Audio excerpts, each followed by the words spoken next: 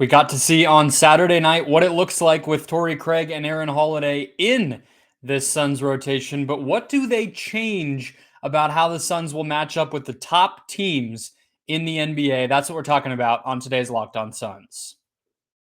You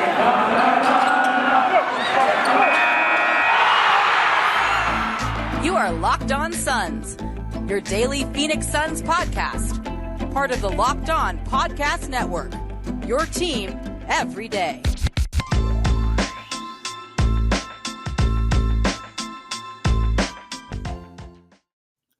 We are back. This is Locked On Phoenix Suns. We are part of the Locked On Podcast Network, and I'm your host, Brendon Kleen, a contributor at Suns.com as well as Dime Magazine, and a credentialed media member covering the Suns for the past 5 seasons.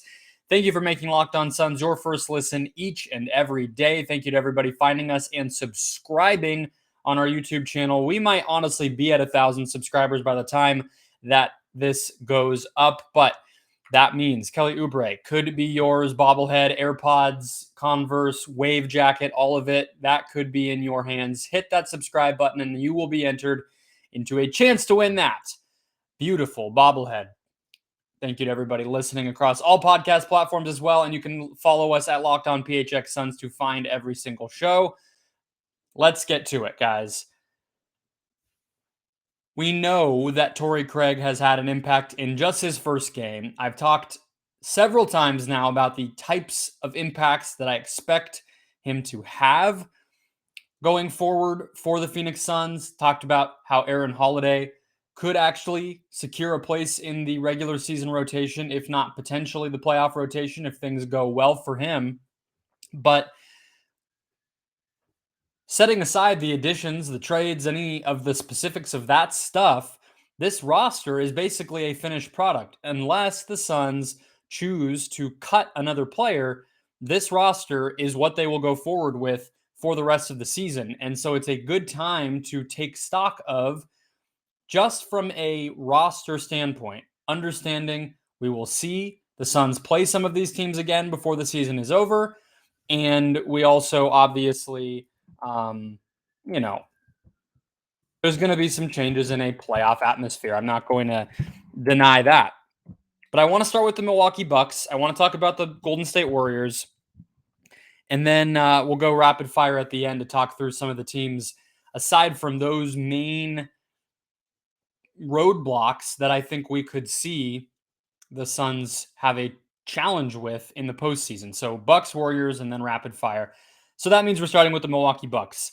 I don't know if I told you guys, I took notes this game. It's one of my New Year's resolutions. You can clearly see has not gone all that well for me. It was my first game doing it. It was a big one, so I figured I should, but I've not even gotten to all these notes yet, despite talking about this game a couple of different times now. But as it stands now, I actually think with Milwaukee in particular, the biggest addition that the Suns made to match up better against the Milwaukee Bucks may end up being Bismack Biyombo. No, I will say it. It will end up being Bismack Biyombo. Already in Bucks game number 1, we have one more of those before the season is over, but in last week's game, Bismack Biyombo already was earning more minutes than JaVale McGee, earning the trust of Monty Williams. These two teams play not too far into the future here. March 6th, it's an ABC game on the road in Milwaukee, so we will get a chance to see it again, and I would bet you that Biyombo will outpace McGee in terms of minutes once again. And above and beyond that, and that's because Biyombo matches up with Giannis better. I mean, I think flat out the ability that Biyombo has to match Giannis's mobility, and they're a little bit more, pound for pound physically similar, whereas McGee is taller, lankier, a little bit less mobile and swift of foot. He struggles. But aside from that, the other reason that I think Craig may not be a big difference maker in that regard is I actually think we'll see the Suns go 2 bigs before they go 0 bigs against the Bucks. Because I think if Biyombo is one of the 2 best Giannis defenders on the Suns. I think Ayton is very clearly the other one. And so you want to have at least one of those two players on the floor at all times, if not two of those, because you cannot allow Giannis to have that type of series again, like we just saw him put together in the finals. Also, you will remember this the Giannis scoring and all of that was a clearly huge part of how the Bucks won that series. But another part of it was Milwaukee's rebounding. They owned the glass, and we don't know the status of Brook Lopez right now. But even aside from that, Bobby Portis was in on it. Giannis obviously was in on it. Chris Middleton is a great rebounder. They owned the glass. And so by playing two bigs, if you already know that Ayton is going to be guarding Giannis and you have somewhere for McGee to go when Giannis isn't the only big on the floor, when he's playing alongside another big, you can get away with having both of those big men out there if you're the Suns, and you can help protect against the rebounding problems, because I think Biyombo and McGee are able to at least match the rebounding that Portis or Lopez would have. Whereas last season, even if the Suns wanted to go with two bigs, they did not have the ability with the actual bigs that they had on the roster. It wasn't going to make a difference in the rebounding. The Suns did not have a great rebounding roster, and so they really struggled, and there wasn't a great way around that. So it's another reason why I think the big men will be king against Milwaukee. However, I will say the one area where I think that Craig will make a difference, and obviously he was on the roster in the finals last season, so I'm not saying, different completely than what we saw last year, but you will remember he did not play a ton because there wasn't a great place for him to go. The Suns, I would say on the whole, wanted more offense out there, wanted to A, have Jay Crowder out there, and B, when in doubt, they kind of tended to lean offense. And so he wasn't out there a lot. I think the one area where he could be a bigger help this season is, again, those three-wing lineups. And I've talked about those a couple of times now, but Chris Paul or Devin Booker at, the point guard spot, a big man, whether it's Ayton, Bismack, or McGee at the 5, and then in between those at the 2, 3, and 4, all wings. And now the Suns just added another one to mix in. So Bridges, Johnson, Crowder, Craig, 3 of those 4 guys with 1 guard, 1 center. That type of lineup, I think, will work pretty well against the Bucks. And again, we talked a couple of times now already that Torrey Craig, the biggest thing of all may be the pace that he allows them to play with. That is something they've already been integrating. He will jumpstart it even more. And I think that's probably the single biggest change. Rebounding better, having multiple options to throw at Giannis, and playing with better pace on offense. If they can do all three of those things consistently, they will have a real chance to improve upon how they played against the Bucks last season, and they were already just 2 wins away from a championship. So I think they match up against that team better than they did last year, and you have to be happy with that. Or there potentially ways that you maybe could have done better, or you can quibble with one move here or there and regret the Landry Shamet trade and this and that. Of course, this is not saying this is a perfect roster, far from it, but it is at the very least better equipped to play their arch nemesis team, and that is something pretty impressive to say. Very different matchup in Golden State, but still very worthwhile to discuss here because that is likely going to be our Western Conference Finals matchup. Suns-Warriors. We'll break it down in just a second.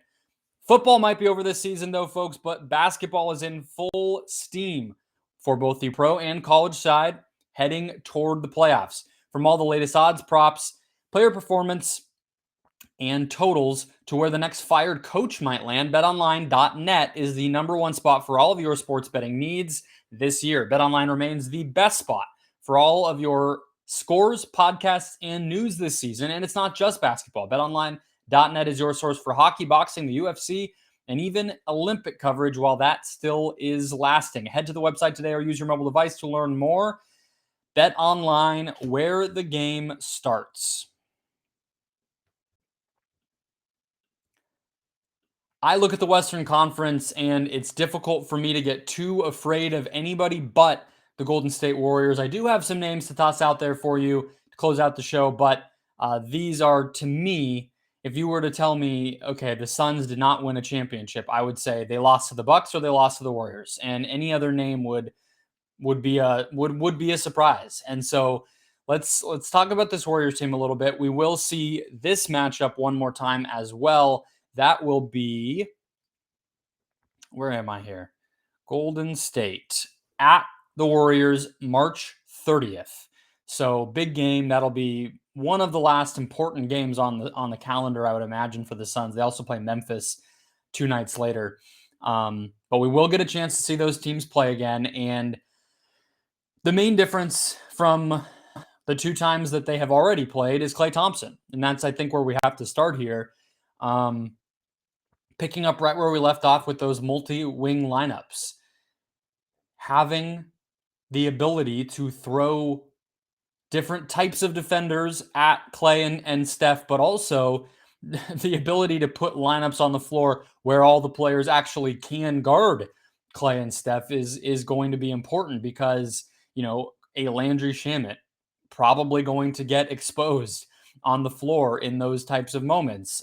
Cameron Payne, I would even say, you worry about. Aaron Holiday is as interested and intrigued as I might be by him. That's not going to end well. JaVale McGee, if he is switched out onto Steph Curry or has to move his feet too much on defense, you could see him get exposed there. Bismack Biyombo, same thing. You think he's going to have a great time guarding the Steph Draymond pick and roll late in the game or dribble handoff game late, running up the court while they push the pace? I think that you can see some of the matchup problems that the Warriors present. And so having the ability to play more flexibly with Torrey Craig out there is going to be big. And I don't even want to just continue to make this about the trades. And I don't think I did that in the first segment, talking about the big men and everything else. I think a massive part of why the Suns should feel pretty confident with not only playing those lineups against the Warriors, but just matching up with the Warriors in general is that Cam Johnson has taken a massive leap. So yes, Klay Thompson is the big change. You want to have 5 players on the floor that you feel like you can trust to guard the Warriors' main offensive system, which is going to be ball and player movement, dribble handoff stuff, cutting, etc. You want to have 5 guys who are aware enough and versatile enough to snuff out those actions. But you also want to have players who can guard it on an island, right? I mean, you want to have guys who, when the clock is winding down and Klay Thompson goes into his sort of signature weaving dribble, attacking a closeout where he's kind of like, low crab dribble into a post up that he then gets out of. Like, he has such an unorthodox game, but you want to have guys who can match him that way with strength and the focus that it's going to be needed to do that. And likewise with Steph, you want somebody who can stay with him. I mean, he is just quick and he's able to pull up, but he also can drive to the basket. And they put you into those situations because they are so comfortable in those types of, everybody's matched up on some uncomfortable guy. They excel in those moments. So they're totally fine on the same thing on offense, right? They're used to it. So you want somebody who can do all of those things and stay on the floor. That's what it means to stay on the floor against the Warriors. And yes, I think Cam Johnson has graduated from being maybe a little bit more of a question mark in that regard to a bona fide absolute.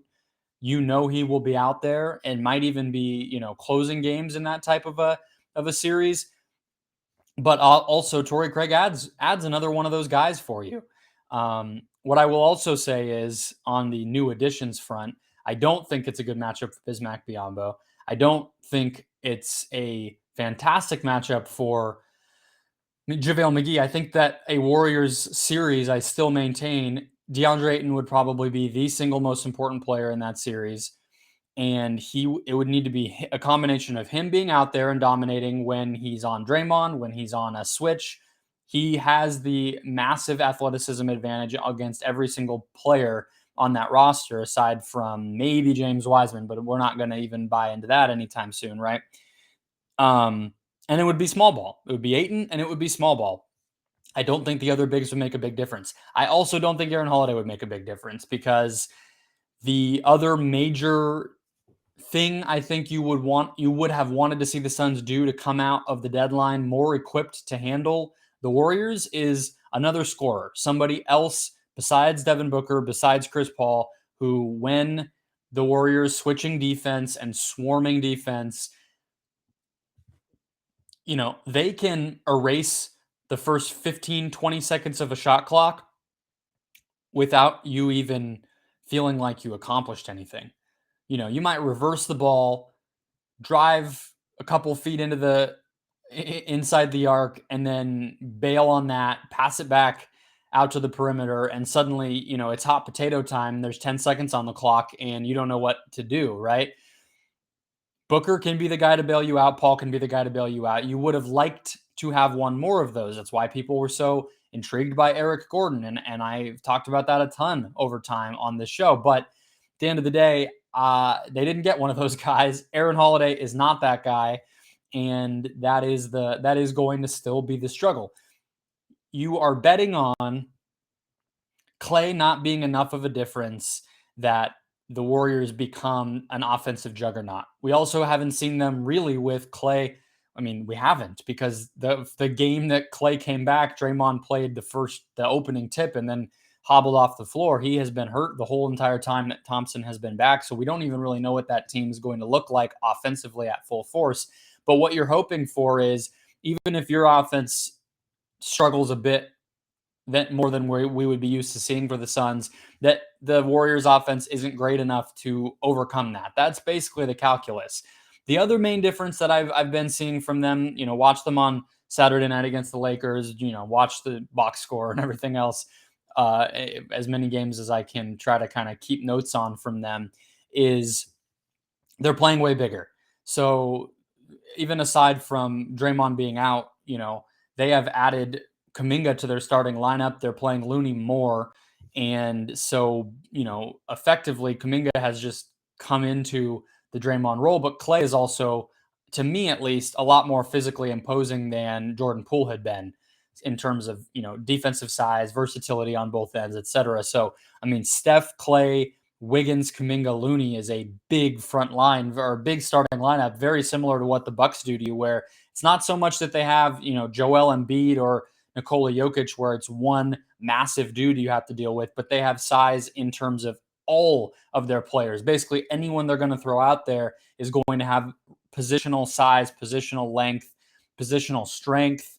So those are going to be things that the Suns have to deal with no matter who. And that's part of why those teams are great, the Warriors and the Bucks. It's part of why the Suns struggle against both of those teams, because they are, uniquely difficult matchups, especially for a team led by Chris Paul, who does not have positional size or strength. Devin Booker, not really that big for his position either. So those things are just going to be the knocks on the Suns. We're going to go do a playoff preview down the line if the Suns were to match up with either one of these teams again, and we'll all be talking about the lack of at least the mismatch that they're presented with not having that size against those two teams. So that's not going anywhere. Holiday doesn't fix that. Craig goes a little way toward fixing that if the Suns deploy more of those big wing-heavy lineups, but that means sacrificing some of your best players. So there's no great answer. Craig gets them a little closer. We'll see how it all breaks down. I would love to see these two teams in succession in the finals, conference finals, NBA finals. It would be a blast. But of course, the Suns have a long way to go. I do not want to count any chickens before they are hatched here. So let's go through some of the other squads that could pose a problem for the Suns, how they've change the way they can match up with those teams, and what it all will look like come summertime. First, though, guys, this time of year, late winter, heading into spring, it's tough. We are all second-guessing our New Year's resolutions already, but Built Bar can be part of your solution. It has certainly been part of mine. Not only do I love the classic Built Bars, you know the drill, mint brownie, coconut, orange, new in February exclusively white chocolate cookies and cream. But in addition to those classic flavors, I also have grown to love Built Bar Puffs. Puffs are the first ever protein infused marshmallow. They're fluffy, they're delicious, they're soft, and they're not just a protein bar. They are a treat covered in 100% real chocolate with incredible candy bar type flavors like cinnamon churro, coconut marshmallow, banana cream pie, my personal favorite lemon cheesecake, and best of all, just like every single Built Bar, they are low in calories and high in protein. So again, part of that solution to eat right in the new year, get the snacks into your body that you know are going to be good for you, not just whatever happens to be in the pantry. Put the Built Bars wherever your normal snack stashes might be and go get a Built Bar instead of something worse. You will not regret it. You will actually enjoy it, I promise. Go to Built.com, promo code LOCK15 when you make your purchase to get 15% off your next order. That's promo code LOCK15 for 15% off at Built.com. Last but not least here, a couple of other teams that I'm in the back of my mind worried about a little bit if I'm the Suns. One, first and foremost, being the Denver Nuggets. There are reports that both Jamal Murray coming back during the regular season was a given. It was just a matter of when. We had been hearing mid-March before the end of the regular season. Okay, interesting. We'll see how that all goes.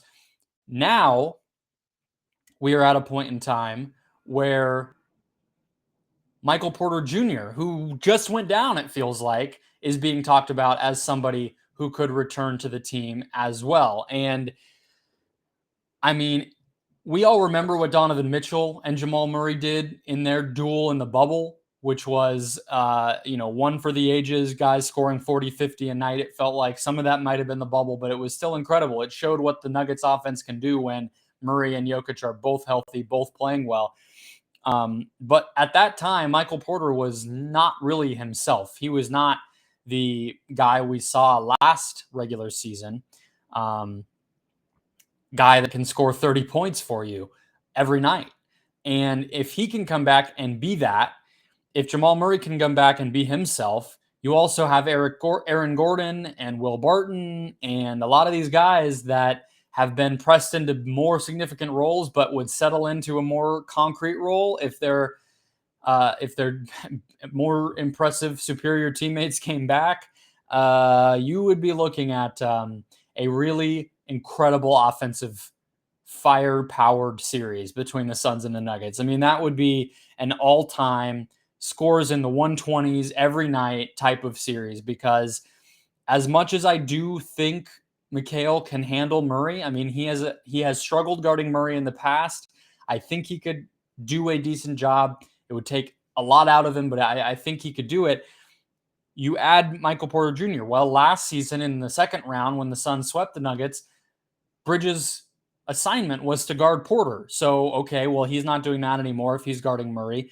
Probably Crowder guards Porter. Okay, Jokic, that's going to be Ayton. But who's going to guard Aaron Gordon? I mean, to have that much talent and that many different types of players who fit that well together, we just really have not seen that from the Nuggets. But I guess what I'm saying is I'm not underestimating that. And I don't think that Torrey Craig or JaVale McGee or any of the differences that the Suns have made to the roster since last year's playoffs, I don't think that's getting them any closer to beating a full form Nuggets team. It would just be, okay, cards are on the table. Which one of our teams can score better? I mean, that's really what that series would be. So they definitely would have me a little bit spooked if I were the Suns. The only other real name in the West that I would want to throw out, I think the Pelicans are going to be interesting, and I think the Timberwolves are going to be interesting in terms of first round potentials. So the Wolves have pole position in the playoff or play-in race right now. They actually are not too far away from Denver to get out of the play-in mix. So that is, not a given. If they would have to lose one of the play-in games to actually even play against the Suns. But the Wolves would be interesting because, Cat versus Ayton is fascinating. Who guards Edwards? They have a pretty well-balanced team. They've always given the Suns trouble. And then the Pelicans, it would just be very similar to the Nuggets. If Zion can come back and the Pelicans can win into the play-in win the play-in and get into that 8th seed, then you're talking about McCollum, Ingram, and Zion. That is an incredibly tough team to guard. The Suns don't really have anybody to guard Zion. I don't think most teams do, but Crowder is probably not athletic enough. Bridges is not big enough. Ayton is too big.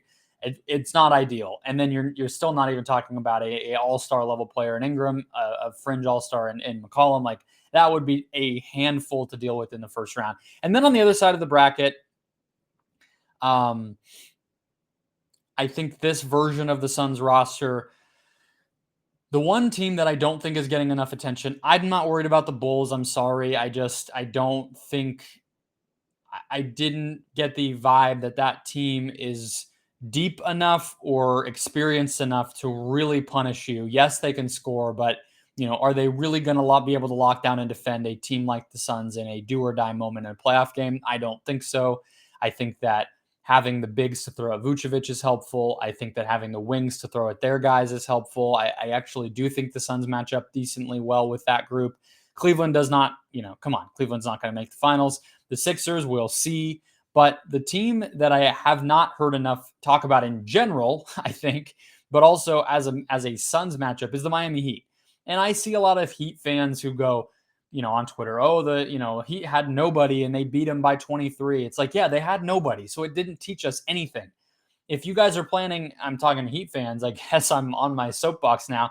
If the Heat are planning on playing Max Strus and Gabe Vincent and Omer Yurtseven and whatever in a potential finals matchup, then by all means, take the 23-point losses that you are also convinced you're going to get. I don't think that game is why I'm worried. But what I do think is that team is a handful to deal with. I don't think the Suns have a great answer for Jimmy Butler. I don't think, and actually, Craig, that is one area where Craig would be helpful. And I actually think guarding Bam, JaVale could do a decent job. I think Biyombo could do a decent job. So the Suns they're better equipped to handle the more versatile teams. I think that much is definitely true. The Suns have built up their roster in such a way, and getting the improvements from Cam and Mikal and Ayton, they're more equipped to handle the teams who have that size and that multiplicity, if you want to say that. That is the way of the modern NBA. The Suns are closer to that now. So I guess they match up decently well with the Heat, but I guess I'm just scared because the Heat have been so good and they haven't even had their guys. So, man, they could be really special when they get everybody together. And I also just get nervous if you don't have the opportunity to gauge yourself against a team in the regular season all that much. I think the two teams play one more time. We'll see. The Heat don't always play their players, so they might not do that in that game either. And then you'd be going in cold again, very far in the way in the future. I'm not trying to hype a finals matchup, count the chickens again before they hatch, but just interesting to ponder. This is a fully formed roster now, and it's fascinating to think about how it looks compared to all the other fully formed rosters. I will not be on tomorrow, taking a Valentine's Day hiatus. We're celebrating on the 15th instead of the 14th, but I am skipping the Clippers game, attending the game, not doing a podcast about the game, but I will be back with you Wednesday night. I am going to the Rockets game, so I will be coming home, recording a beautiful podcast for all of you, and then Aaron Edwards and I will close out the week with whatever comes up heading into All-Star Weekend. It should be a fun chat with him, as it always is. Thank you guys for making Locked On Suns your first listen here on this wonderful Tuesday. Now go make Locked On Bets your second listen as we get ready for the NBA stretch run. Let them tell you who to bet on. I'll talk to you guys tomorrow.